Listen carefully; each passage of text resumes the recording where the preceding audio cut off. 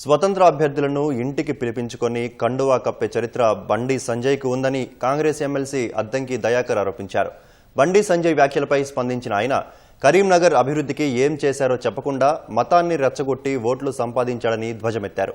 ఎన్నికల్లో ఓటమిని తట్టుకోలేక అక్కసుతో కాంగ్రెస్కు ఎంఐఎంకు అంటగట్టే ప్రయత్నం చేస్తున్నారని అన్నారు.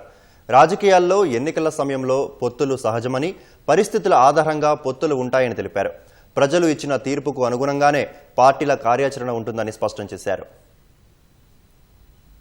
తెలంగాణ ప్రజల్ని గందరగోళం చేయడానికి బీఆర్ఎస్ పార్టీ అండ్ బీజేపీ చేస్తున్న ఈ షోలను చూస్తుంటే కొంత ఇబ్బందికరంగా ప్రజలకు తయారైతుంది తప్పితే కాంగ్రెస్ ఈ రోజు ఎన్ని గెలిచినాయో ఏందో అంతా కూడా ప్రజలకు తెలుసు. నేను ఇప్పుడు చెప్పేది ఏంటంటే బండి సంజయ్ గారు కొంచెం ఎక్కువనే మాట్లాడుతున్నాడు. ఆయన మరి కేంద్ర హోంశాఖ సహాయ మంత్రో, కరీంనగర్ కి పరిమితమైన కార్పొరేషన్ మంత్రో తెలుస్తలేదు. ఎంఐఎం తోని కాంగ్రెస్ పార్టీకి ఇలా అనుసంధానంగా ఏదో మాట్లాడుతున్నాడు. నేను అంటున్నా, బీజేపీకి ఎంఐఎం కు రాజకీయ రహస్య ఒప్పందం లేదని బండి సంజయ్ తన గుండె మీద చేసుకోనో లేకపోతే తన పార్టీ మీద ప్రమాణం చేసి చెప్పగలడా?